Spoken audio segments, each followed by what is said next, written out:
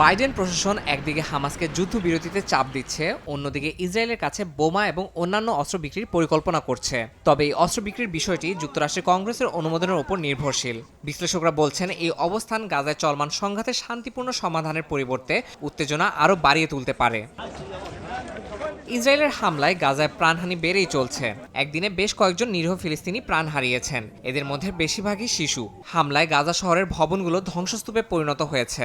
ক্ষতিগ্রস্ত এলাকায় উদ্ধার কাজ চালিয়ে যাওয়া হচ্ছে। ভয়াবহ এই ধ্বংসযজ্ঞে লাখ লাখ মানুষ গৃহহীন হয়ে পড়েছে। গাজা স্বাস্থ্য মন্ত্রণালয় জানিয়েছে, উত্তরের ইন্দোনেশিয়ান হাসপাতাল সম্পূর্ণ বন্ধ করে দিতে হয়েছে। টেলিগ্রামে দেওয়া এক বিবৃতিতে বলা হয়, ইসরায়েলের সামরিক হামলায় কামাল আদওয়ান হাসপাতালের সব রোগী ও কর্মীকে সরিয়ে ইন্দোনেশিয়ান হাসপাতালে নেওয়া হয়েছিল। এই পরিস্থিতিতে চিকিৎসা না পেয়ে কাতরাচ্ছেন আহতরা। জাতিসংঘে ফিলিস্তিনের প্রতিনিধি এমন মানবিক বিপর্যয়ে হতাশা প্রকাশ করেছেন। তিনি জানান, এই সংকটের সমাধান খুঁজে বের করতে ব্যর্থ হলে আরও বিপর্যয় অপেক্ষা করছে।